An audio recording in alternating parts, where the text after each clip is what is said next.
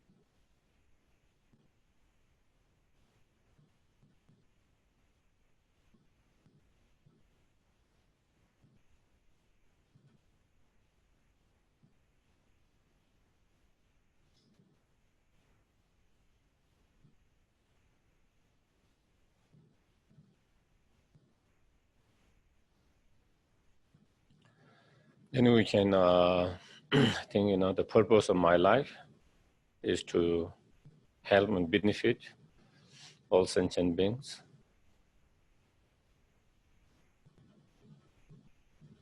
To liberate from the suffering and cause of suffering, and to guide them to ultimate happiness of fully enlightenment.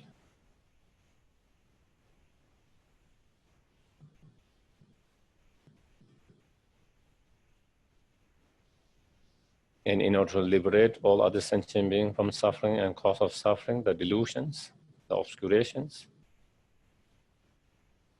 and to do that, we ourselves need to be free from our own suffering and the delusions.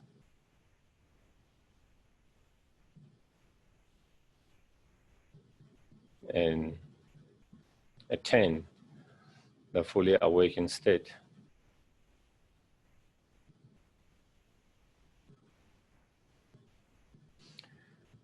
And in order to achieve fully awakened state by overcoming all the obscurations, we need to cultivate the highest level of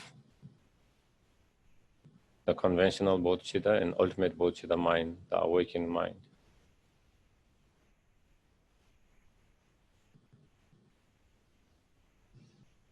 And to do that, we need to, it's not enough just praying or wishing, but we need to engage in a practice by meditations, reflections, contemplations. And to practice, we need to be reminded of those practices all the time.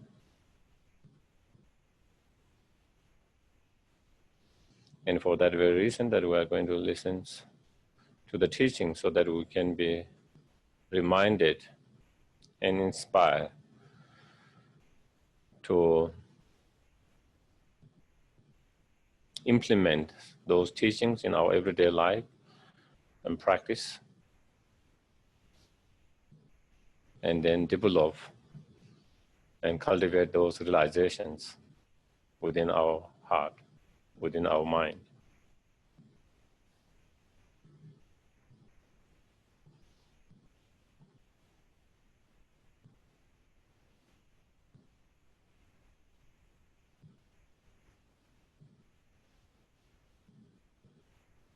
Okay.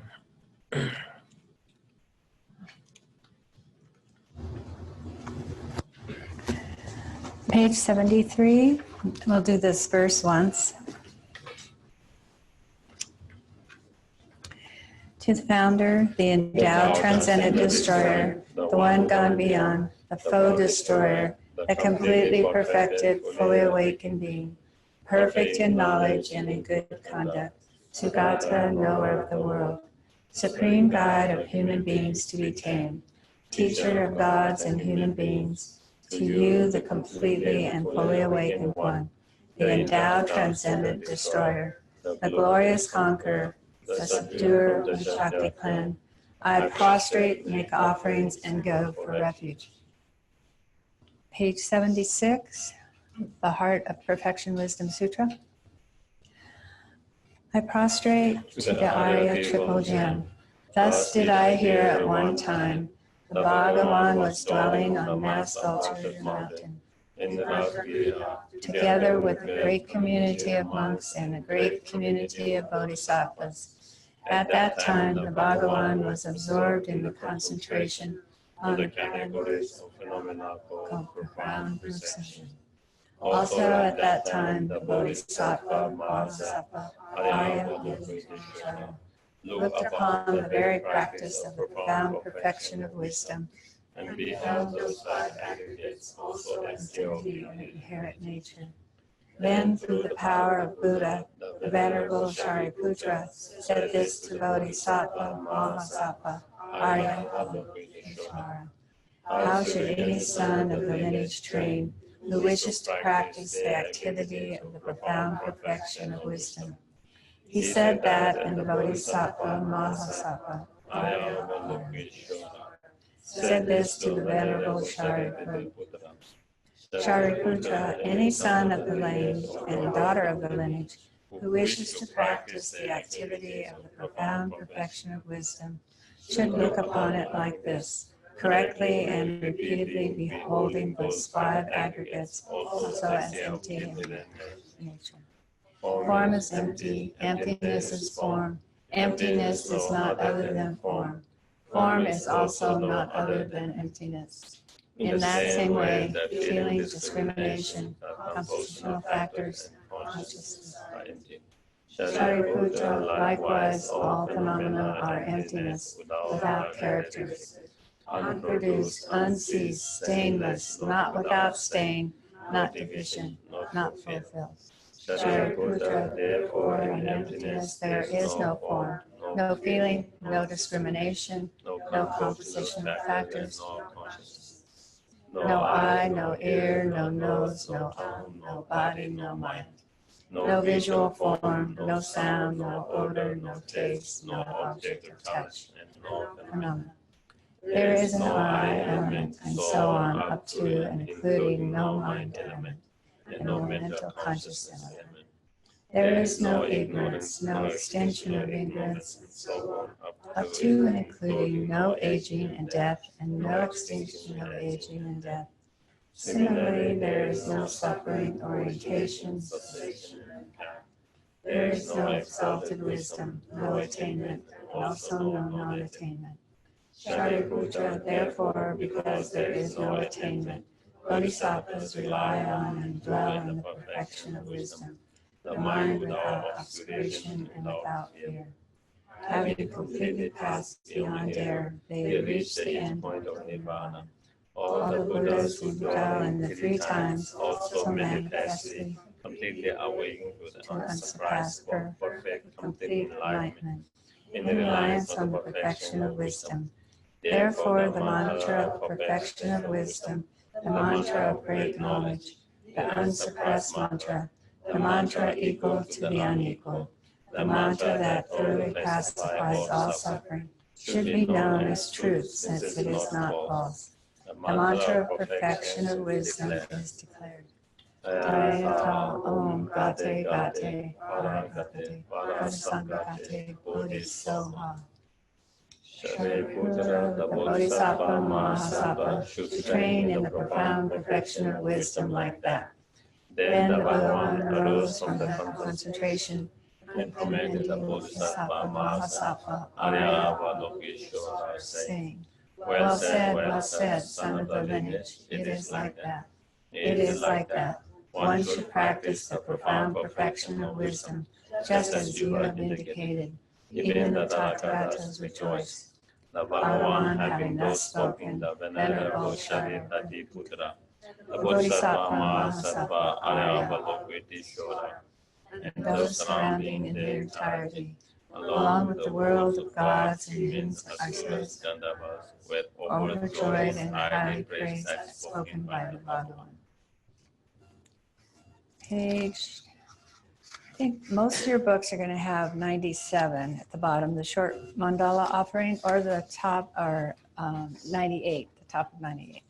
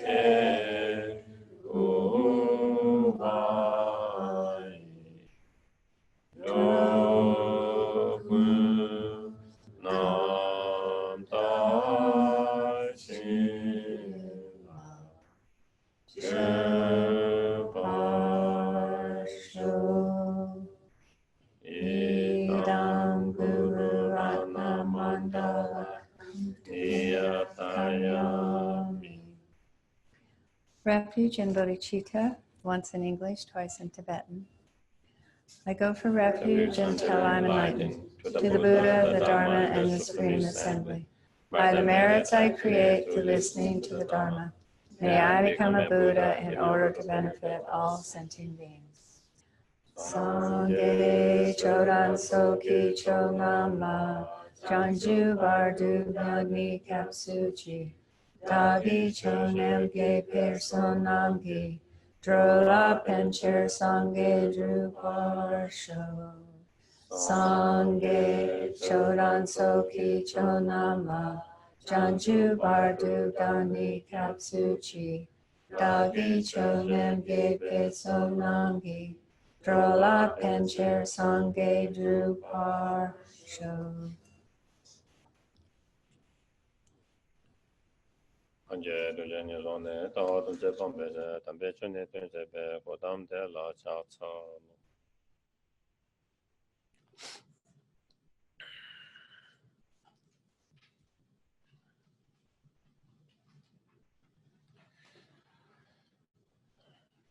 So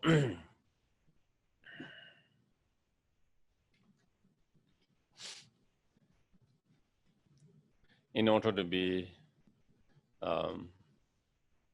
benefit to oneself and to others, we need to develop our compassion and the wisdom and become more enlightened. The more we are able to develop higher level of compassion and the wisdom, and the more enlightened we become, the more we are able to be greater benefit to oneself and to others. And in order to be the greatest benefit to each and every sentient beings, then definitely we need to cultivate the complete and highest level of limitless compassion, both bodhicitta mind and wisdom, and thereby achieving the fully enlightenment. In order to achieve that fully enlightenment, we need to engage into the gradual path through the 5 paths and 10 bhumis, and overcoming growth, obscuration, defilement, and slowly grows to more subtle and subtle, and overcoming all the, even the most subtle obscuration, defilement, and then slowly overcoming even the obscurations of the knowledge. Again, starting from gross to subtle, and then eventually overcoming both obscuration, defilement, and knowledge. And once you have free from all this obscuration, then you become enlightened, fully enlightened, and become, then we can be greatest benefit to each and every sentient beings, without discrimination, impartiality, without being biased, and limitlessly, spontaneously, tirelessly. And in order to overcome those obscuration, then we need to develop the antidote, the counter force that can overcome those defilements, and that is the awakened mind of bodhicitta, and wisdom relies on the emptiness. And so therefore, and even in our everyday life, the more compassionate wisdom we are, the more we are able to take care of ourselves, and as well as we are able to do more for others as well. And so therefore, we are on the chapter, we have been studying Lama Tsongkhapas, the middle Lam-Rim, and we are great scope, the path of the Bodhisattva, and we are on Bodhicitta sections. And within that, there is two different method or meditations, and the 7 point of cause and effect, and then exchanging and equalizing self with others, two different techniques. And we are in the first, the instruction on the 7 point of cause and effect. Are we in page 125? And okay, the difference. So page number 125, and at the last, I don't know, paragraph maybe, where is the beat. So in this regard, since first one is attractive to our mind, which means we feel very close and dear, so the more we cherish him or her, the more suffering will be unbearable to us. And when your suffering becomes more unbearable, then more compassion will arise for him or her, So the reason why we feel, when we see the pain and suffering of someone, like our dears and near ones, and unbearable, and it feels as our own suffering, is because we feel they are very close to us, very dear to us. The more you feel close and dear, the more you feel unbearable their sufferings. And the more you feel unbearable their suffering, and the more stronger compassion you have, wanting to free them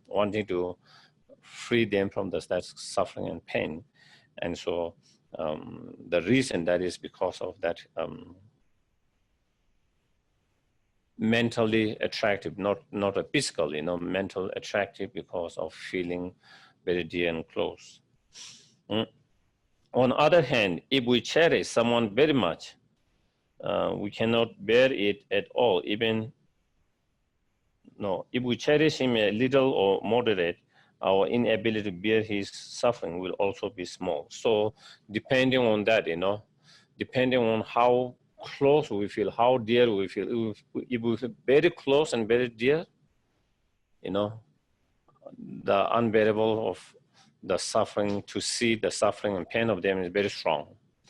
If we feel close and dear but not so strong, more medium, then the feeling of unbearable of seeing their pain will be more medium. And if you're feeling, even though you feel close and dear, but if it's not so strong, it's small, then also your feeling of unbearable is more smaller, and therefore your compassion is also more less intense and less strong. So it all comes to that. On the other hand, if you cherish someone very much, you cannot bear it all when he meets with even the slightest suffering. On the other hand, when we see our enemy suffering, not only does the wish that he be free from it fail to arise, the compassion, the wanting to that person to be free from the suffering, that does not arise. Not only it does not arise, sometime, but rather than thought occur to us, may his suffering increase, even wishing that person to have even more miserable, even more sufferings.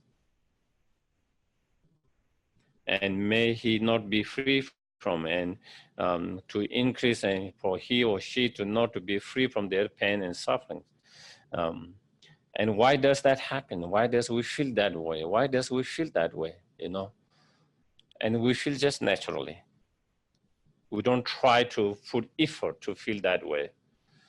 It just happens. And the reason that is our reaction to someone is because someone we cannot find attractive.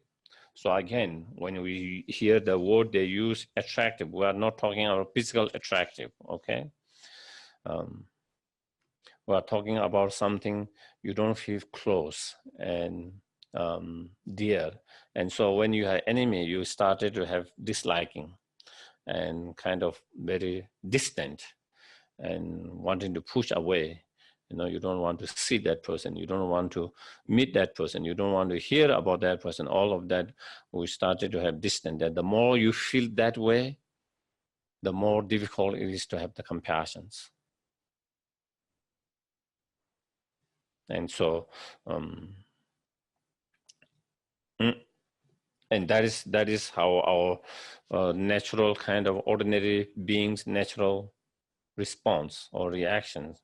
When we see two different people suffering same way, but our emotional reactions, response is very different, the opposite. Moreover, our joy at his suffering will also be greater or smaller depending on how unattractive he is.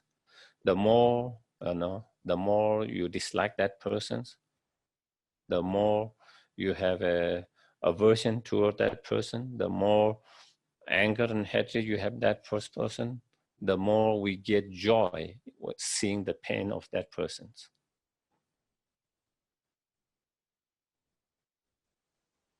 And if your anger, even though there is anger and hatred, even though there is disliking, even though there is aversion, if it is not so strong, also,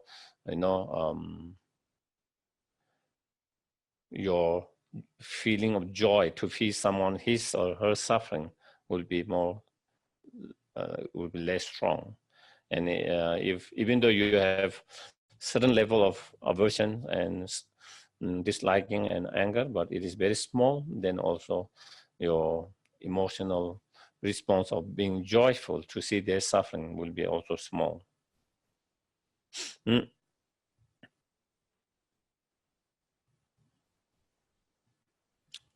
With respect to the suffering of someone who is neither friend or enemy, it is neither that we cannot bear it, in most cases, nor that we enjoy to see the pain and suffering of them. And that is, again, that is our ordinary people's beings' natural emotional response or reactions when someone's neither attractive or unattractive, because we don't feel very close, neither we dear, neither we have a strong disliking, and they are more kind of neutral. Because they are more neutral, and therefore our feelings is also neither compassion and neither enjoying in their suffering and pain. And so here what Lama Tsongkhapa is trying to make a point is, in order to have compassion to each and every sentient being, the importance of cultivating each and every sentient being as a dear and close. If we can develop sense of dear and close, then the compassion just naturally arises. And so that is why, with all this example, he's making a point of that, where that is important in order to have that. If that is done,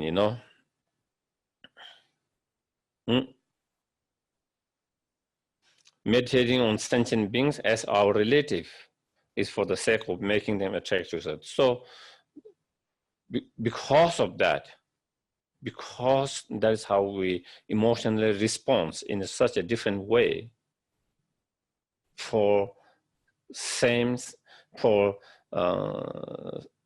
sentient beings, similar sentient beings experiencing same sufferings, and so therefore, in order to feel very dear and close and cherishing, that is why at the very beginning of this meditation, that is why we try to meditate on all sentient beings, seeing as a relative, not only relative, then as a mother, and so that is the first source, meditating by seeing everyone as being your mother. So that is why that meditations come. However, since persons who are not closely related to is our mothers, the three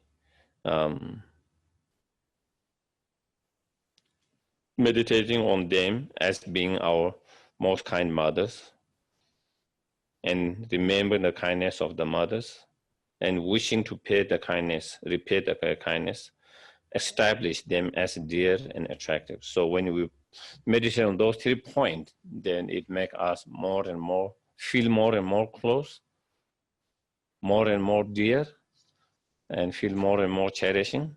And because of that, the love that holds sentient beings to be delightful as an only child is the effect of those 3. And then when we feel that, then the love, wanting to see them, all those sentient beings, to have happiness and cause of happiness, wishing them all the best, that love will naturally arises. And that loving kindness is the result of those 3, the 3 previous meditations. And then it produces compassion. Then that loving kindness produce the compassions. And so in terms of gradual cause and effect, how one particular meditations and one particular realizations lead to next level of meditation and realizations. And so explaining that.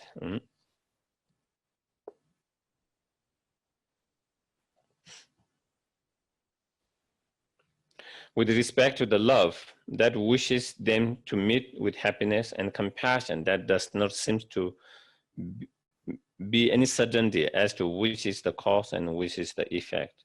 So here Lama Tsongkhapa is trying to make slightly different between this loving kindness that is that explained as a cause to the great compassions, and general love. He says generally the loving kindness is the attitude, the mind, thought, wishing others to be happy, to have happiness and cause of happiness. And whereas the compassion is the attitude and the mind, wishing others to be free from suffering and cause of suffering. So in terms of generating, he said sometimes the compassion might come first and loving kindness might come first.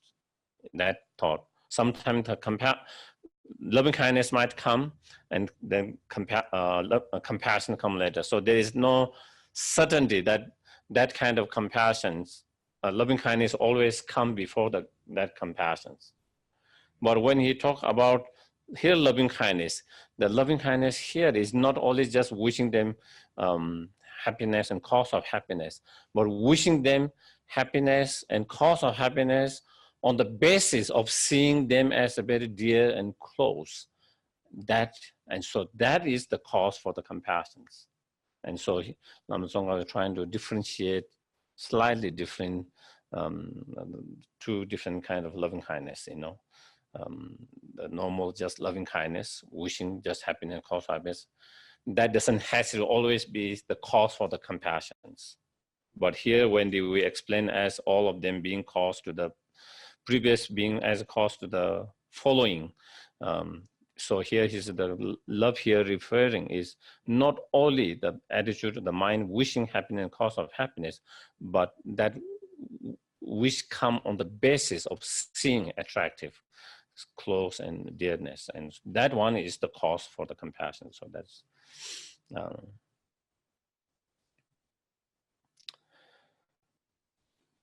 and these meditations on sentient beings as our relative have been explained.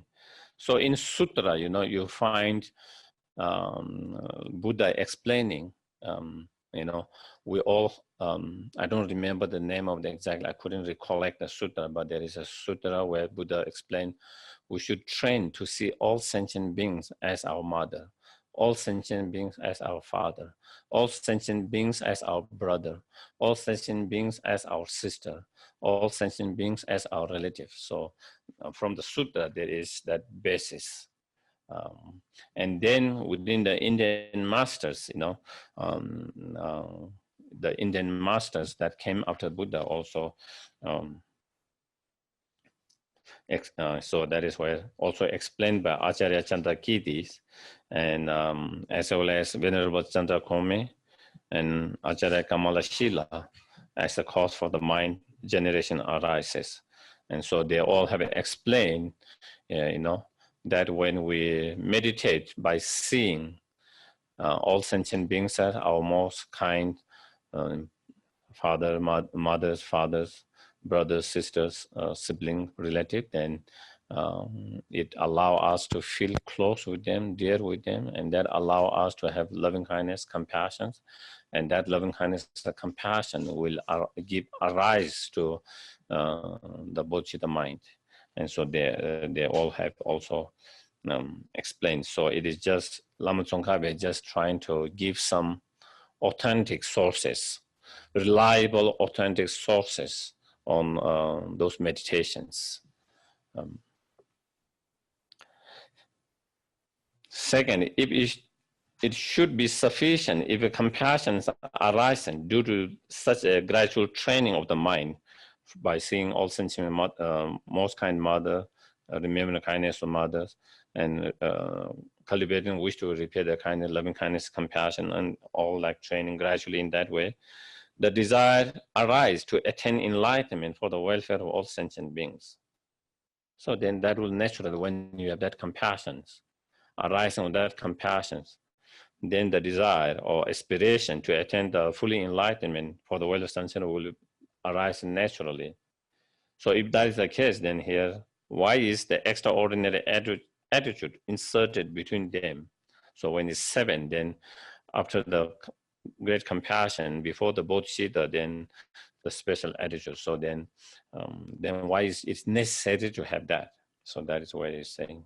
And then in response, although, the other practitioners such as Hirir or Prityaga Buddhas or solitary realizers also have immeasurable compassions and the love, and think if all sentient beings were to meet with happiness and if all sentient beings were to be free from suffering. So again, as I mentioned there, don't just because we, sometimes because we study this Mahayana teachings on bodhicitta and all of compassion, loving kindness, all of them, sometimes we tend to think other tradition does not have such practices, and the practitioner does not have such loving kindness, compassions. But here again, as Lama Tsongkhapa clearly says, and also if you study others' lineage, clearly, even though the emphasis might be on certain aspect of the practices, mindfulness or others like that, but they also have the practice of the four immeasurable loving kindness, compassion, joy, equanimity, and that is also one of their primary practices. And through such as Hirir and solitary realizer, they also practice that as also very strong part of that practice. And so therefore they also have a strong compassion and loving kindness, wishing all sentient beings to be sincerely wishing all sentient beings, wanting and wishing all sentient beings free from the suffering and for them to have happiness. But here the difference here is saying, still those who are not Mahayanists So not Mahayana is just a name, but those who, like, let's say bodhisattvas, those who have cultivated the bodhicitta mind, or the great compassion. Maybe the great compassion will be the more precise. Whether someone is Mahayanist or not, whether someone is bodhisattva or not is depending on whether someone has bodhicitta or not. Whether someone is a Mahayanist or not is then defined by whether someone has great compassion or not.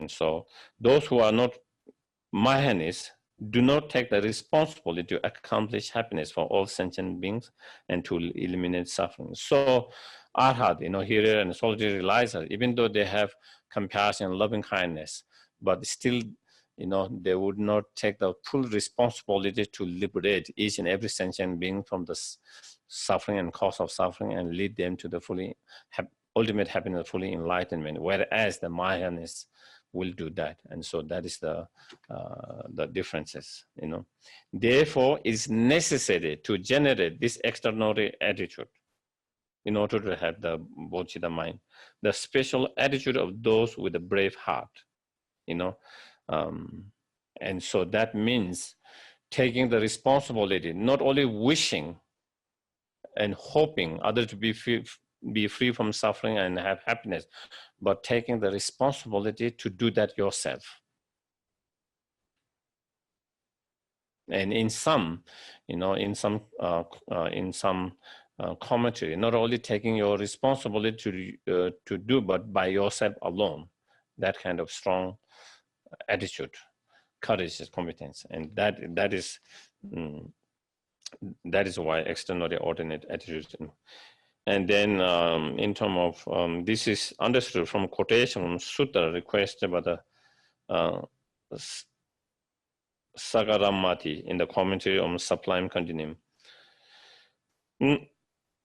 Once the mind is to free sentient beings has arisen in this manner, gradually through that kind of meditations. Owing to your own current situation, you cannot complete even the welfare of sentient beings. Even though you have that kind of incredible loving kindness, compassion, special attitude, even though you have taken such an incredible responsibility and courage, with that incredible courage and confidence, but at the moment, we cannot even take care of ourselves fully, because we are still unenlightened. We don't know what is best for us. Even in very simple things, not the complicating things, even sometimes very simple things. Sometimes we don't know. Should I do this? Shouldn't I do this? Is this best for me to do? Is that best for me to? So it's even taking care of ourselves, even trying to accomplish our own happiness, our own well-being is not easy. And because of not having enough enlightened mind, not enough wisdom, compassion, and other realizations. Mm-hmm.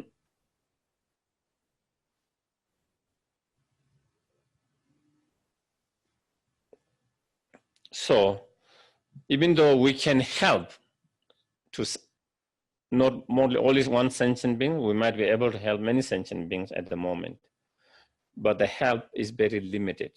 How much we can help? We cannot help completely to free them from all their suffering and cause of suffering, and then lead them to true, lasting, true happiness. And so that is limitations, how much we can help, it is more limitation. Not only that, even if you were to attain the state of two kinds of arhats, Hirir and solitary realizers, arhats, you would only be able to help or complete the welfare of very few beings. And not only few beings, but also them, and their welfare will be very merely accomplished liberations. So the most highest help they can do as an arhat for other sentient beings, the highest that they can help is they can help them to lead to individual liberation, nirvana, because that is, they have that experience. They have gone through that, and they will be able to guide through their own personal experiences. And that is, but since they themselves have not achieved fully enlightenment, and they don't have the experience themselves, so they will not be able to guide and lead all sentient beings to that kind of highest benefit, the complete and highest benefit of leading the ultimate happiness, fully enlightenment. Still, them, even though they have no more delusions, okay, those arhat, they don't have any more delusions, and even though they have very high level of the four immeasurables, loving kindness, compassion, equanimity, all of that, but still they are also limited. Also because, they still have the obscuration, even though they don't have obscuration of defilement, but they still have obscuration knowledge. And so therefore they still have that subtle obscuration. And because of that, they cannot read each and every sentient being's mind and predispositions as the Buddha will be able to read. And so when you are unable to read individual sentient beings' predispositions, then sometimes we are unable to help and guide them to according to their needs and in the best way. We might be able to, we are trying to do something which we believe is the best, but maybe it's not best for them, that particular way of helping. And we often find that situation in our life all the time, be it for organizations, be it for a family, be it for one individual in our life. Sometimes we have the great intentions to wanting to help. And from our perspective, we think this is the best way I could help. And sometimes it is not the best way. Sometimes it can have a different effect. And because we are not being able to understand what's the best way, And so, whereas the Buddha is able to see because of free from even because he has no more even the obscure knowledge and to obscure to see that. And so that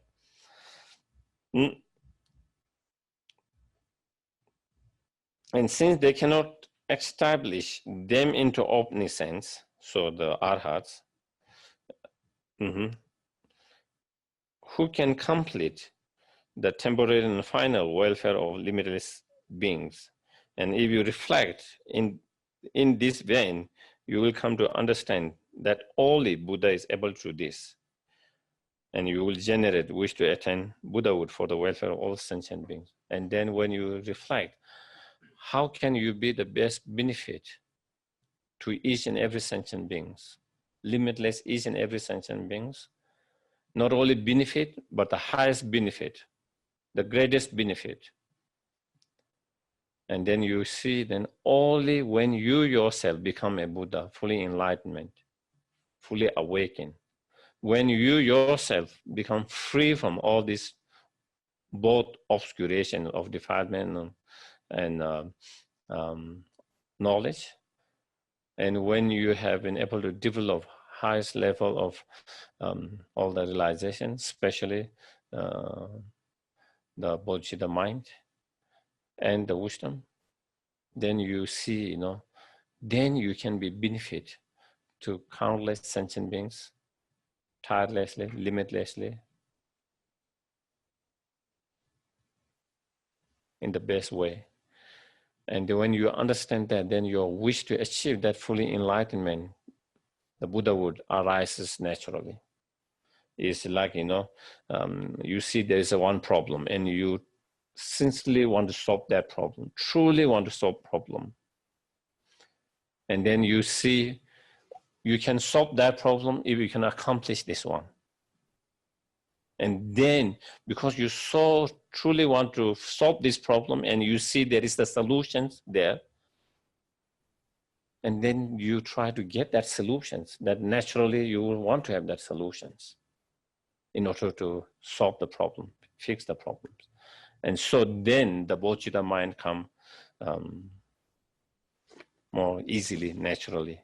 And so that is the result. So that is how the sequence, gradually how it comes.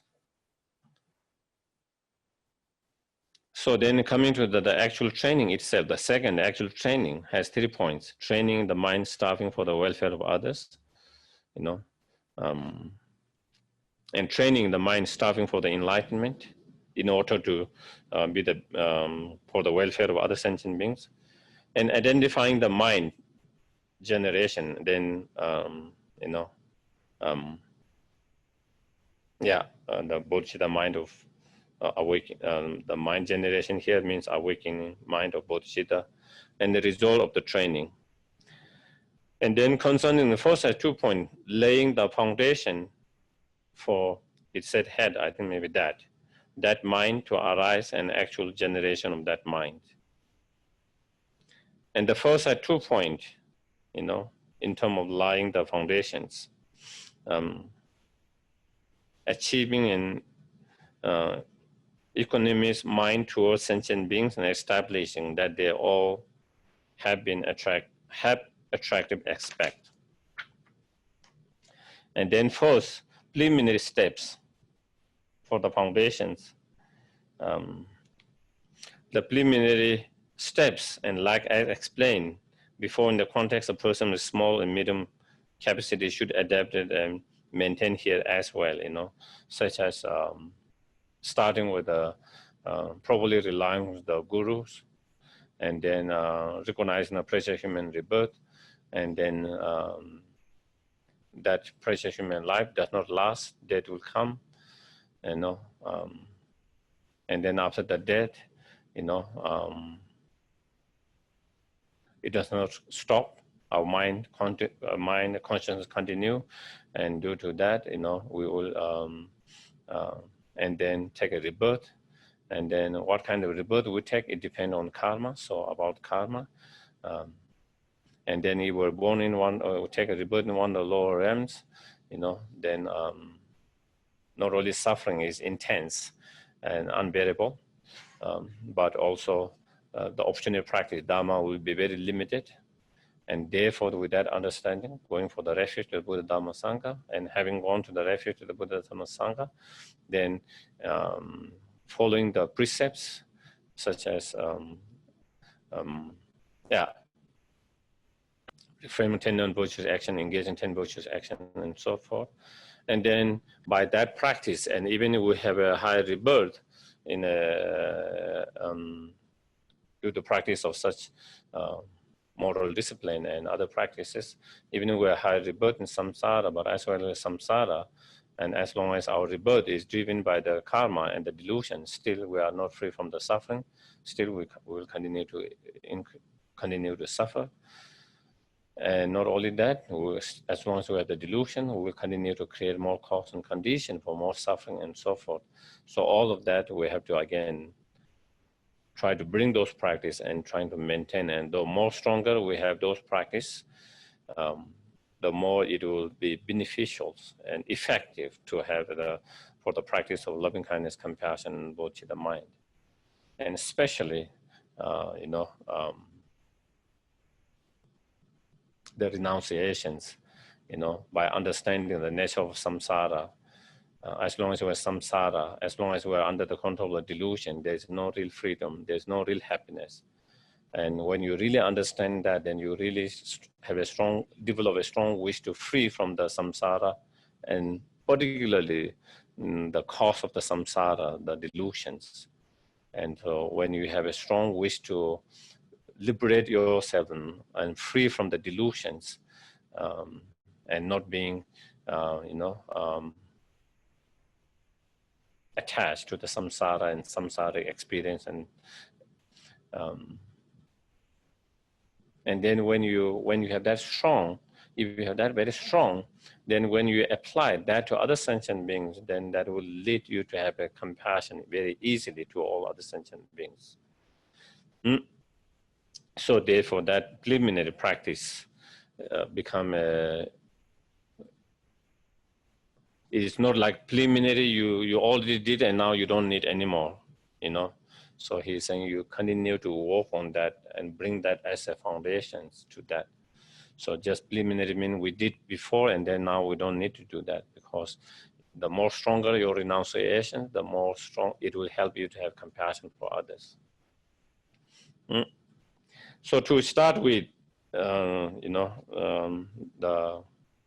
equanimity, to start with, if you do not accomplish an equanimity mind, having stopped the bias of attachments towards some sentient beings and hatred towards others, any love and compassion that will arise with the partiality. And if they do not arise, if you observe them without partiality, you will, impartiality, you should cultivate equanimity. At the moment, we have certain level of love and compassions especially to our dear close one, our family whom we have good relationship. Of course, maybe if we don't have good relationship, even his family, maybe we might not have that level of loving kindness and compassion. But if we have good relationship, then we do have certain level of loving kindness, compassion for our to our families, relatives, friends. And then not only that, when we do see suffering and pain of others, even who are not related with us, sometimes we have certain level of compassion, certain level of loving kindness, But still, that compassion and that kind of loving kindness and compassion is still kind of mixed with attachments. Is mixed with attachments. So it is not the pure, love and compassions. And because of that is why it is bias. That is why it's bias. Because of that, also why it is unstable. One day you have loving kindness, compassion. Next day you have anger and you wish them to have miserable.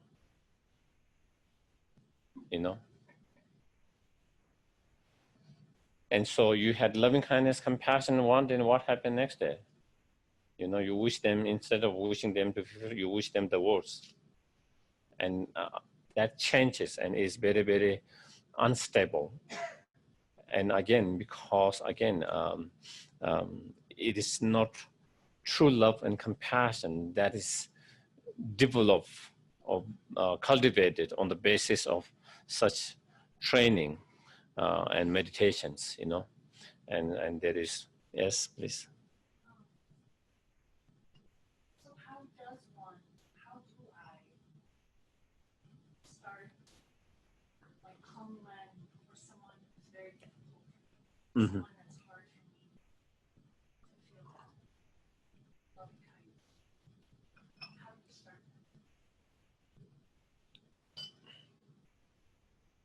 that? I think for more for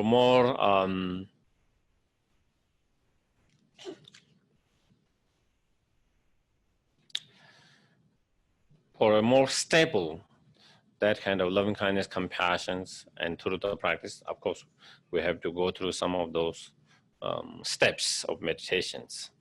But at the same time, at the moment, for immediately, even though we have not have the realization of each of previous kind of meditations or realization, still, of course, we can still continue to tonglen to our capacity, to our abilities, And again, I think as we have been discussing on Sunday for long times, and as it's just an own lojong, really trying to see their pain and suffering, A lot of time we don't see their pain and suffering. If we can really focus on their pain and sufferings, even someone difficult people, we can feel compassion for them. But when we don't see their pain and suffering, then it is hard to feel the compassions. And one of the things is, the more we have disliking, the more we have hatred, anger, aversion, that blind us from seeing their suffering and pain,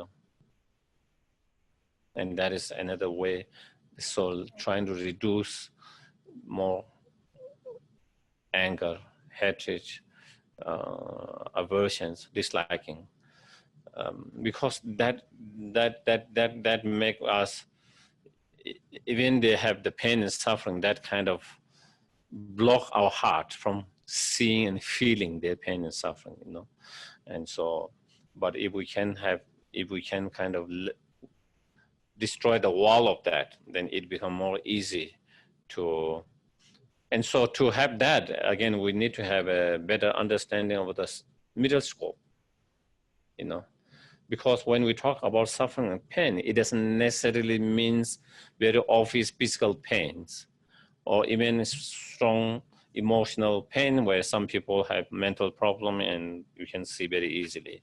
Or maybe some people have issue with, you know, addictions and you can see the pain easily. And that, but as it's explained in the in the middle scope, to really understand why that is why that foundation is important, is as long as they have the delusions, they are suffering, just like ourselves, you know. When I am angry, I'm suffering. When I have too much desire, too much attachment, I'm suffering. When I have jealousy, I'm suffering.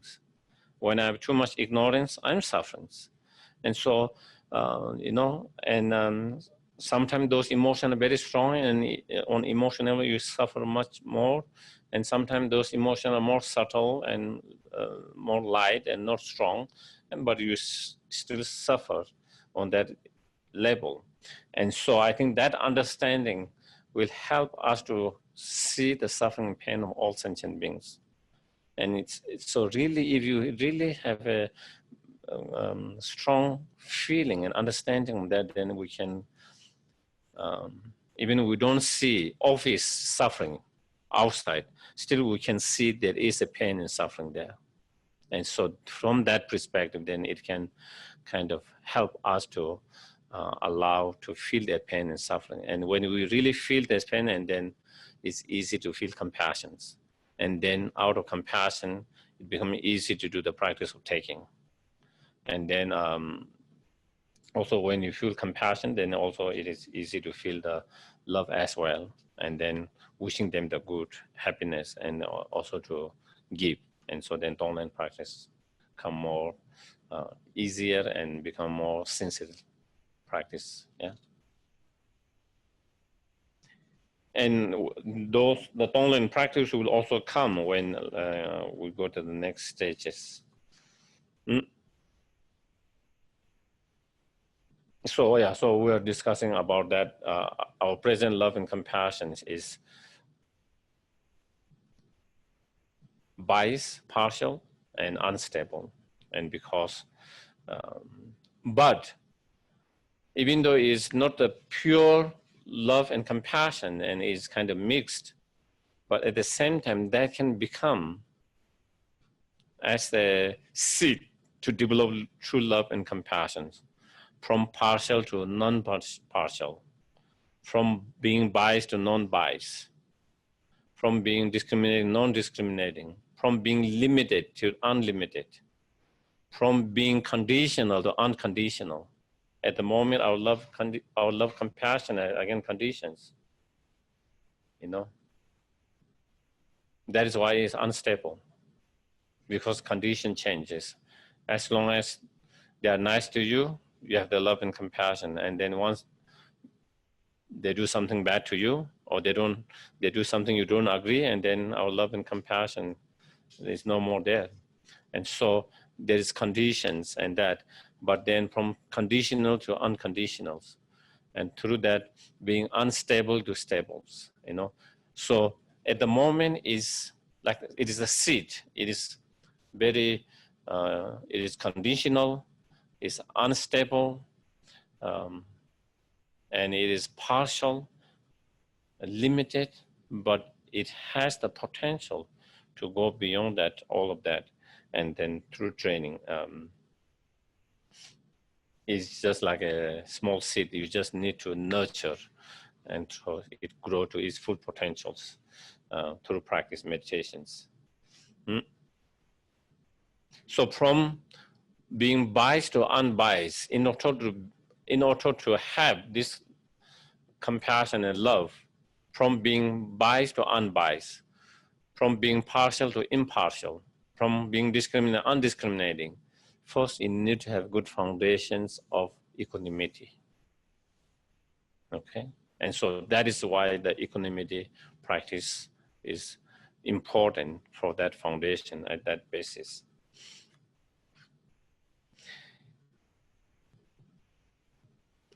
Among two types of equanimous or equanimous mind or equanimity that have been taught, one that has the aspect of establishing the absence of mental afflictions such as anger, such as attachment and anger and so forth in sentient beings. For example, when we do the four immeasurable, may all sentient beings abide in equanimity, free from attachment and anger to and holding some close in that. That is wishing all sentient beings to have equanimity. That is one kind of practicing equanimity, is wishing other sentient beings to have equanimity. Especially when we do the four immeasurable, that is what it is. So this is the first one of the part equanimity practice. And then the other one is the one in which oneself then is free from attachment, anger towards sentient beings. And the other practice is engaging in the practice of equanimity, where you yourself does not have any attachment and anger towards different sentient beings, and holding some close and some other distant. Not just wishing others to have equanimity, but practicing yourself to develop that equanimity. And among those two here is saying the one we are talking about, the building the foundation, equanimity, talking about the second type of the equanimity. Here is the latter, the second one. And the order of meditation. Since this is the order of meditation by which it will easily arises, initially you should take as your object of attention a neutral person who has neither help or nor harm you. So again, the meditations are very specific. And when you do very specific in that way, you are more likely to have better result, okay? And so here, all the different meditation that we do, we all start with the one which is more easier for us to develop at the very beginning, and then extending to more, which is more difficult, and then more difficult. And I think it's a very practical, even in our other things. We train in that which is easy, and then slowly become better and better to the other difficult and even the difficult ones, and then we train. Same in the mind, not only in the physical level. That is how we train physically, isn't it?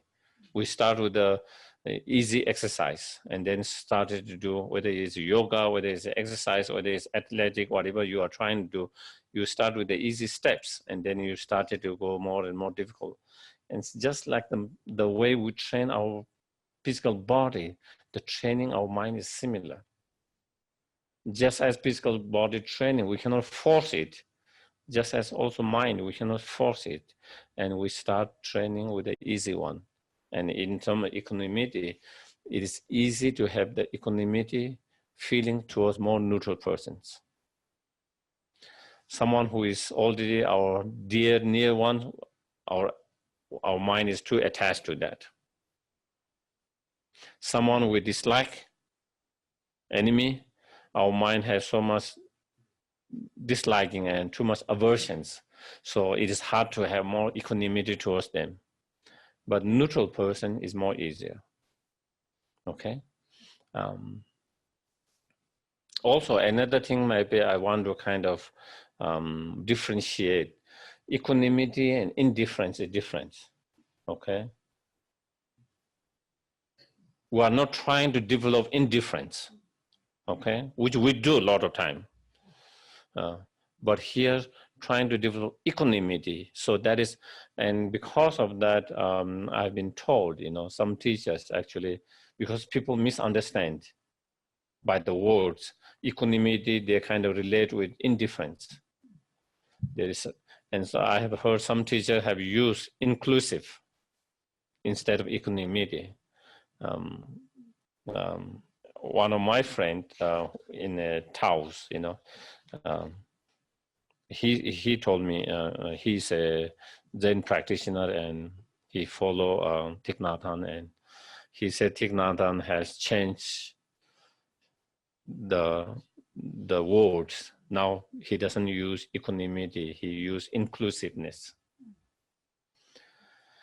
Because people who have not studied themselves enough, then they just assume that means indifference, and so anyway, so I just wanted to kind of make sure that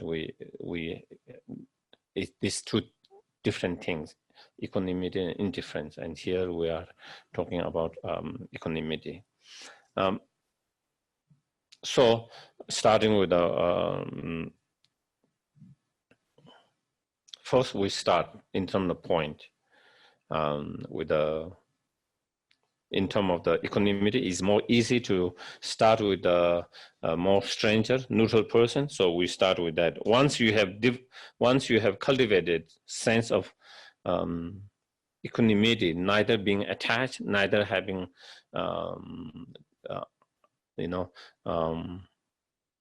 anger.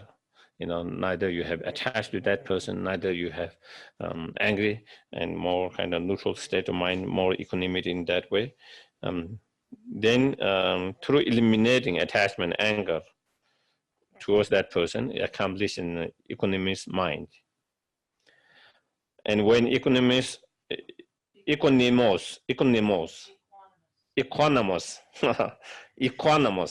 okay, thank you. When an equanimous mind towards the person has been accomplished, neutral persons, then you need to accomplish an equanimous mind with respect to the friends and relatives. So then it is, again, more easy to that, relatively compared to the enemies. And then next, an inequanimous mind towards them is to be biased due to the attachment and hatred, and not to be equanimous due to the leisure and greater attachments. And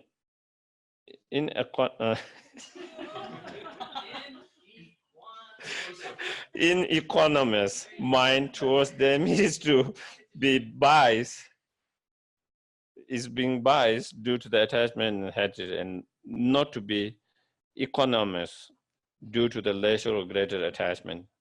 And when you are equanimous towards them, you should cultivate an equanimous mind towards your enemy, and then to your enemy as well. So you start with neutral persons, and then you start with friends, family, relative, and then you start with the most difficult, the enemies. And then all the sentient beings.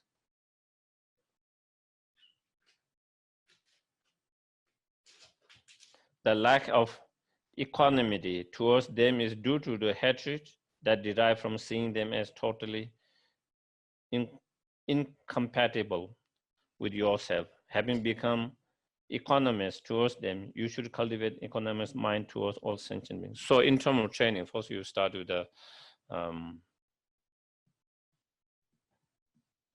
neutral, and then the friends, and then enemy, and then all sentient beings. And that kind of practice, that again will come whether we are cultivating loving kindness, compassion, bodhicitta mind. That is, again, we start with one particular objects. The sequence could changes, but next, and then gradually cultivating for all sentient beings. And that is very important, because if we don't do that training, then sometimes we might feel we had equanimity for everyone, but when it is not. We might feel we have loving kindness for everyone when it is not. We might feel we have compassion on everyone, because when we say, may all sentient beings of happiness and cause of happiness, or may, it might feel, you might feel all sentient beings, you feel like that. But then when you think of someone individually you dislike, then you say, not that one. And then you think of another one, not that one. Then you think of someone else and that, not that one. So you start to exclude so many beings. Then all sentient beings become just a word, you know. So when you use all sentient beings, it feels like you included everyone, but you have not included. So then it can be kind of deceptive for us, you know, deceiving. And so starting with that is very important, with that, that kind of specific, and then starting, and then even in terms of all sentient beings, you know, then after that, then towards your neighborhood, towards all the people in the state, towards all the people in the country, towards all the people in the world, and towards all other animals in the world, and then all sentient beings. And so then that is how we can kind of extend slowly. If we do that, then it becomes more stable. Once we are able to develop whatever realization, in this case equanimity, then equanimity become more stable and non-biased, you know, or impartial. Otherwise it could be partial, not knowing it is partial, you know. So then in terms of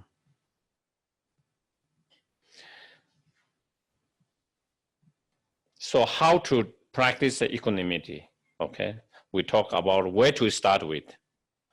Where to start it, and then gradually embrace all sentient beings and practice equanimity.